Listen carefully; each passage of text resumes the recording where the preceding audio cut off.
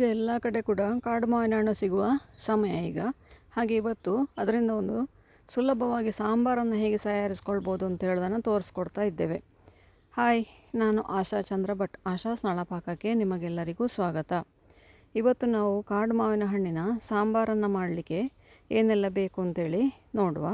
ರುಚಿಯಾದ ಒಂದೆರಡು ತುತ್ತು ಹೆಚ್ಚಿಗೆ ಊಟ ಮಾಡಿಸುವಂತಹ ಕಾಡು ಮಾವಿನ ಹಣ್ಣಿನ ಸಾಂಬಾರು ಮಾಡಲಿಕ್ಕೆ ನಮಗೆ ಮೊದಲಿಗೆ ಒಂದು ಬಾಣಲೆಯನ್ನು ಬಿಸಿ ಆಗಲಿಕ್ಕೆ ಇಟ್ಟು ಅದಕ್ಕೆ ನಿಮಗೆ ಖಾರಕ್ಕೆ ಎಷ್ಟು ಬೇಕು ಅಷ್ಟು ಬ್ಯಾಡಗಿ ಮೆಣಸು ಅಥವಾ ಗುಂಟೂರು ಮೆಣಸನ್ನು ಹಾಕ್ಕೊಳ್ಳಿ.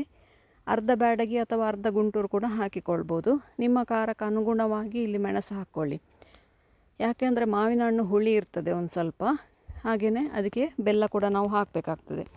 ಇಲ್ಲಿ ಮೆಣಸಿನ ಜೊತೆಗೆ ನಾನು ಒಂದು ತುಂಡು ಇಂಗನ್ನು ಕೂಡ ಹಾಕಿಕೊಳ್ತಾ ಇದ್ದೇನೆ.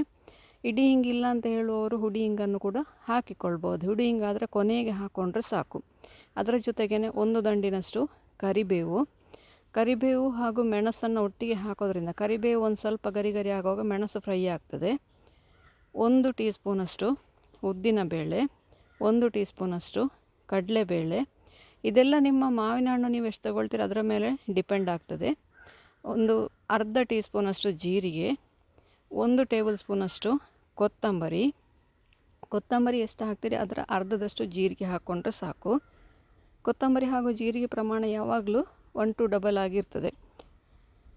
ಹಾಗೆಯೇ ಅದರ ಜೊತೆಗೇ ಒಂದು ಸ್ವಲ್ಪ 4 ಕಾಳಿನಷ್ಟು ಮೆಂತೆ ಜಾಸ್ತಿ ಹಾಕಬೇಕಾಗೇನಿಲ್ಲ.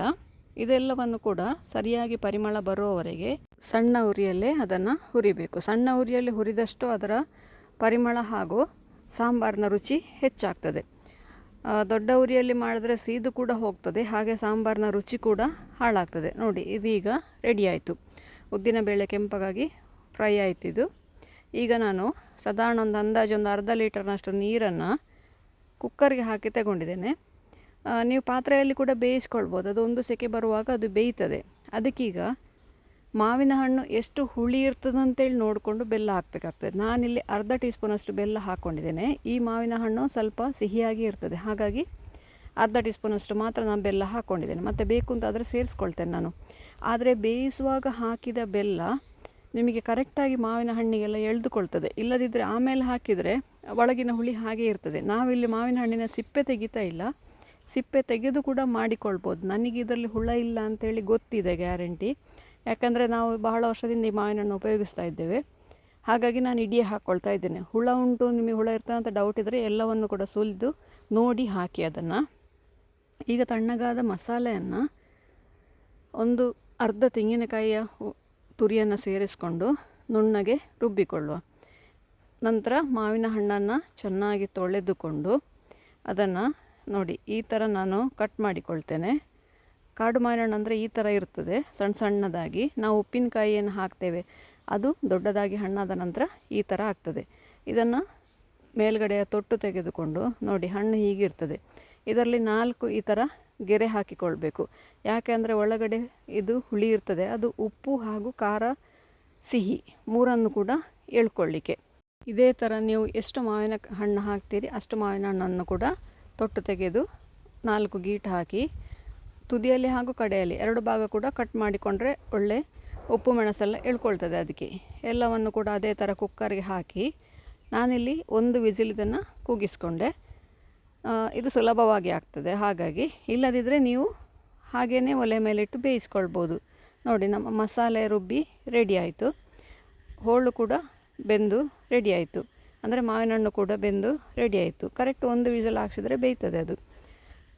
ತಣ್ಣಗಾದ ನಂತರ ವಿಸಿಲ್ ಹೋದ ನಂತರ ಮುಚ್ಚಳ ತೆಗೆದು ಇದಕ್ಕೆ ನಾವೇನು ರುಬ್ಬಿ ಇಟ್ಕೊಂಡಿದ್ದೇವೆ ಮಸಾಲೆ, ಆ ಮಸಾಲೆಯನ್ನು ಸೇರಿಸ್ಕೊಂಡು ಈ ಹಂತದಲ್ಲಿ ನೋಡಿಕೊಳ್ಳಿ ಹುಳಿ ಇದೆಯಾ ಅಂತ ಹೇಳ್ಕೊಂಡು. ಬೇಕು ಅಂತಾದರೆ ಇನ್ನೂ 1 ಟೀ ಸ್ಪೂನಷ್ಟು ಬೆಲ್ಲ ಹಾಕಿಕೊಳ್ಬೋದು. ಮತ್ತು ಸಿಹಿ ಇಷ್ಟಪಡುವವರು ಕೂಡ ಒಂದು ಸ್ವಲ್ಪ ಬೆಲ್ಲ ಸೇರಿಸ್ಕೊಳ್ಬೋದು. ನಮ್ಮಲ್ಲಿ ಸಿಹಿ ಅಷ್ಟು ಇಷ್ಟ ಇಲ್ಲ, ಹಾಗಾಗಿ ನಾನು ಸ್ವಲ್ಪ ಕಡಿಮೆನೇ ಬೆಲ್ಲ ಹಾಕ್ಕೊಳ್ತೇನೆ. ನೋಡಿ, ನಮ್ಮ ರುಚಿಯಾದ ಮಾವಿನ ಹಣ್ಣಿನ ಸಾಂಬಾರು ರೆಡಿ ಆಯಿತು. ಇದನ್ನೀಗ ಚೆನ್ನಾಗಿ ಒಂದು 3 ರಿಂದ 4 ನಿಮಿಷದವರೆಗೆ ಕುದಿಸ್ಕೊಳ್ಬೇಕು. ನಂತರ ಇದಕ್ಕೆ ಒಗ್ಗರಣೆ ಹಾಕ್ಕೊಳ್ಬೇಕು. ಯಾಕಂದರೆ ಮಾವಿನ ಹಣ್ಣಿನ ಹುಳಿ ರಸಕ್ಕೆ ಬಿಟ್ಟಿರಬೇಕು, ಹಾಗೆಯೇ ರಸದಲ್ಲಿರುವ ಉಪ್ಪು ಖಾರ ಸಿಹಿ ಮಾವಿನ ಹಣ್ಣಿಗೆ ಎಳ್ಕೊಳ್ಬೇಕು. ನೀವು ಕೂಡ ಒಮ್ಮೆ ಈ ಸೀಸನಲ್ಲಿ ಮಾವಿನ ಹಣ್ಣಿನ ಸಾಂಬಾರನ್ನು ಒಮ್ಮೆ ಖಂಡಿತ ಟ್ರೈ ಮಾಡಿ ನೋಡಿ. ಹೇಗಾಯಿತು ಅಂತೇಳಿ ಕಮೆಂಟ್ ಮೂಲಕ ನಮಗೆ ತಿಳಿಸಿ. ಲೈಕ್ ಕೊಟ್ಟು ಶೇರ್ ಮಾಡಿ. ನಮ್ಮ ಇನ್ಸ್ಟಾ ಹಾಗೂ ಫೇಸ್ಬುಕ್ ಪೇಜನ್ನು ಫಾಲೋ ಮಾಡ್ತಿಲ್ಲ ಅಂದರೆ ಅದನ್ನು ಕೂಡ ಫಾಲೋ ಮಾಡಿ. ಮುಂದಿನ ವಿಡಿಯೋದಲ್ಲಿ ಇನ್ನೊಂದು ಹೊಸ ಅಡುಗೆಯೊಂದಿಗೆ, ಇನ್ನೊಂದು ಹೊಸ ರೆಸಿಪಿಯೊಂದಿಗೆ ಪುನಃ ನಿಮ್ಮನ್ನು ಭೇಟಿಯಾಗ್ತೇನೆ. ಧನ್ಯವಾದಗಳು.